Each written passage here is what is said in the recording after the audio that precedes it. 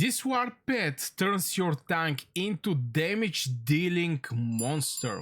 The new war pet introduced with Kuma and Lei Kuan doesn't just sit pretty even though that's looking like a rock. It adds HP, scale damage with HP, and punishes every hit that is taken. Here's why every infantry player actually need it. And I'm going to start with most obvious thing, and this is going to be the 10% HP bonus, a massive stat increasing for any frontline hero, and it's true. I mean, look at this thing. Infantry HP bonus can go up to 10%. Obviously, this spell should be have to be level 3 to achieve this greatness, but it's not that hard. I mean, these days in Call of Dragons, it's not like before Half-Year where you pray when you catch a pet to have a talent skill. The majority of the time, like 99% from the time, if not like 100%, I see the rage skill or talent skill of the pet the moment I catch the pet. So it's not going to be an issue to make this thing level 3 and getting this 10%. Now here is the thing. For the next 3 seconds attack melee, the Legion infantry unit gets 10% HP and deals physical skill damage. I just wanted to point the HP that is getting because it's not only scaling with this pet, but is also scaling with the Kuma and Lei Kuan. Lei Kuan, definitely Lei Kuan is benefiting by a lot because his damage is scaling based on the HP. And I think this pet can actually bring absolutely great value for example, Lei Kuan. As you can see, his spell is scaling with the infantry HP bonuses. Also, the Maneater, the Legion heals once every 10 seconds in the battle, some healing factor, and receive extra healing according its current HP bonus. So having this pet is just giving you more HP, which you know is going to increase the healing. This is especially for the Kuma. It's just crazy that this pet is so well designed, and I think this is actually the intentions of the people in Call of Dragons, you know, just presenting new heroes and presenting new pet and presenting new artifact. It is what it is, but this bad boy is just also a game changer, you know, because they can actually put whatever they like, you know. There is just obviously, for example, Bruin Bear is more like dealing 100% more damage when cast by infantry legion. You have Bruin Bear that is doing some extra damage. You have Venom Lizard people that is using for doing 12% chance to inflict poison to the attackers. So you see all the infantry, or the majority of the infantry, somehow, here we have some healing factor and getting some vigor healed by the hero. Every time your legion is healed by the hero, it gets vigor HP bonus for 5 seconds, increasing the effect and etc. Now this maybe can be something more survivability related, and I think the Frost Bear is also with the shield. When your legion get the shield, your pet giant primitive strike, 40% chance to deal damage. That is not even, again, it's not even that survivability related. So maybe I can say the Stripper Bear is the only one that is somehow giving some survivability for your legion to not die instantly on the battlefield.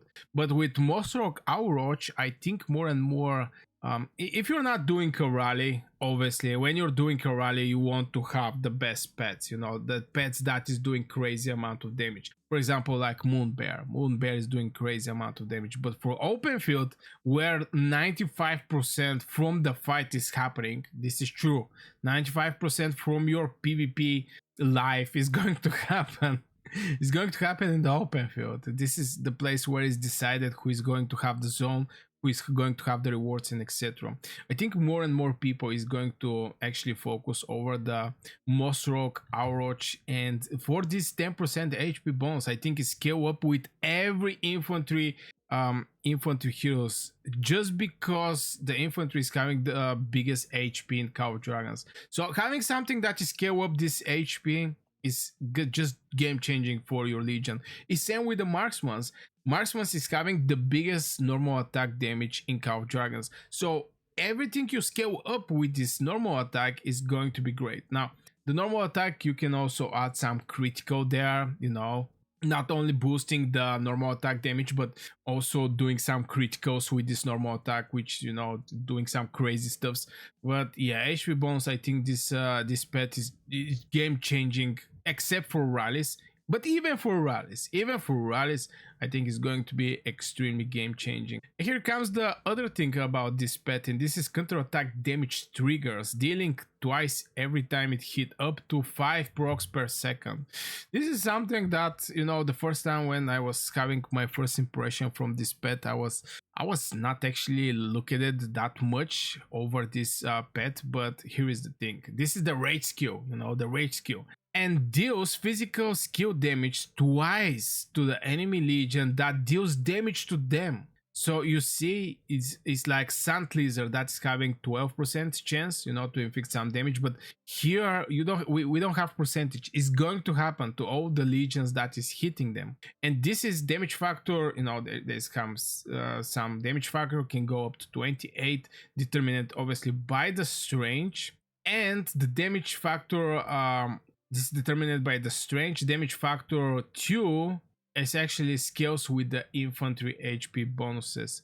So this is more synergy. Now, extremely rare I see in Call of Dragons that big synergy between the pet and heroes. Rare I see this thing in Call of Dragons. Most of the times it's supporting something, but it's not some game changing, or the support. For example, Auric Warhound. This is actually the latest one of the latest pets in Call of Dragons. It scales up with rage regeneration. Majority of the cavalry heroes is having rage regeneration speed. And this is very nice, but it's not game changing. Rage regeneration speed is not game changing that much, like, for example, survivability for the infantry. It is what it is. Damage can be triggered up to 5 times per second. So 5 times per second, you can actually do the damage, which is crazy. Not only this pet is giving like 10% infantry HP bonus, on top of that, it's also going to do pretty decent damage, up to 5 times per second. This is crazy. I mean, you see a Bruin Bear is something like, he's gathering some stacks, doing some damage, but it's not per second. So I'm for sure the Mossrock Aurochs is just going to outperform Bruin Bear from point of AoE.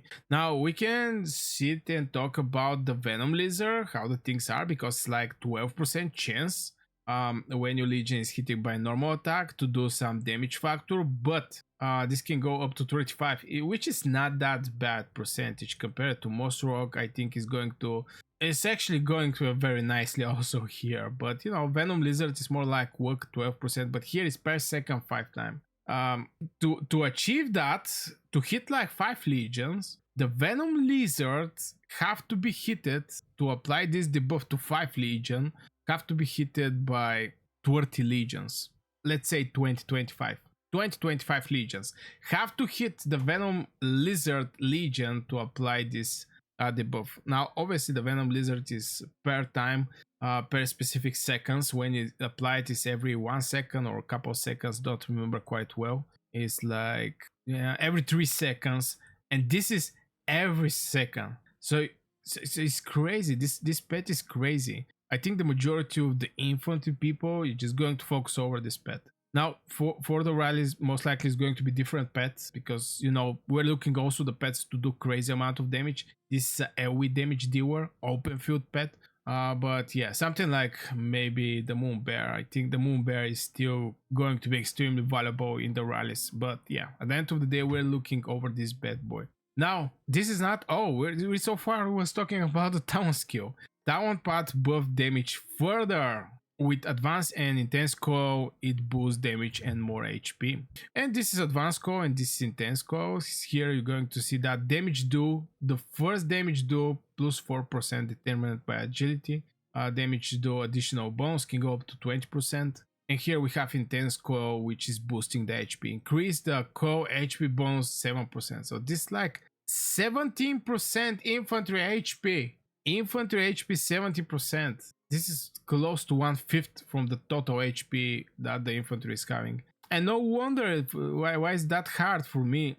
and some other people as a mages to actually do some crazy damage over the infantry. Even though that the mages are countering infantry, but with this latest pets and also heroes, you have to basically fight with these heroes for an hour to kill them. No, for hours to actually get some merits. And a lot of mage players complain about how not that many merits they're getting, and I totally get it.